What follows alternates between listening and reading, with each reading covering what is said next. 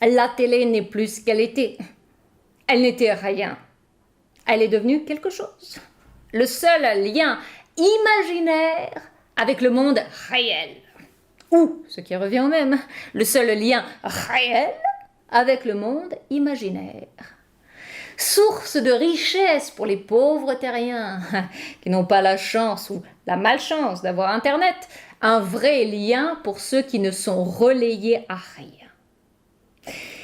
L'image du monde est plus que jamais tributaire d'un monde d'images, où la vérité n'a plus lieu d'être vu le nombre de contre-vérités. Il faut juste parler de ce qui paraît, juste parler, et non plus parler juste de ce qui est.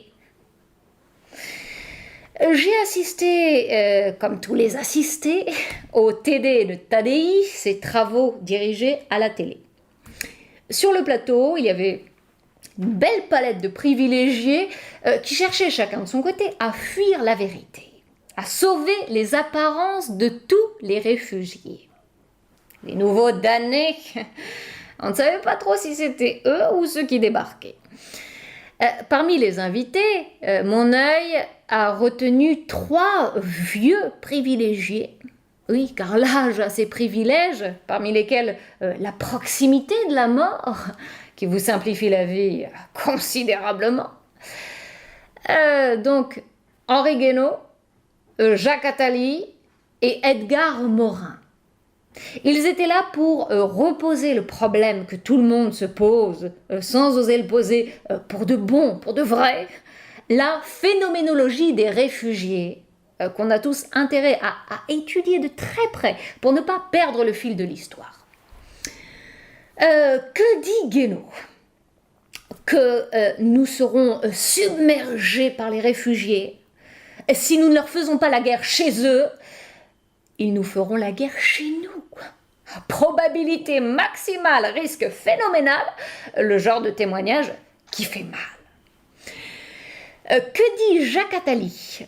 Jacques a dit que cette soi-disant invasion est un moindre mal. Le phénomène des réfugiés est un épiphénomène, chiffre à l'appui. Jacques a dit que l'Europe est plus qu'en mesure d'absorber ces vagues d'immigrés qui ne représentent que 1% de notre population.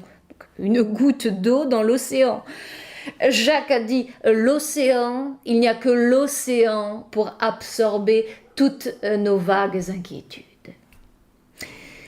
Edgar Morin, le moins éloquent mais le plus touchant, se dépêcha lui aussi, pour nous laver de tous les péchés, de rappeler à mi-mot qu'il n'y a pas de liberté sans responsabilité, ni de responsabilité sans solidarité. Pour ne pas pâtir, il faut compatir. La compassion seule est susceptible de contenir les passions malheureuses, les leurs et les nôtres. Et on éteint la télé, sans savoir lequel a contesté notre salut, lequel a attesté notre perte. Néanmoins, ils ont, par devers eux et malgré eux, 1 ou 2 éléments en commun, en latence ou en instance, c'est que nous nous acheminons vers un monde où il n'y aura plus de chez soi. Donc nous serons tous incessamment sous peu les uns chez les autres, privés ou délivrés de nos racines.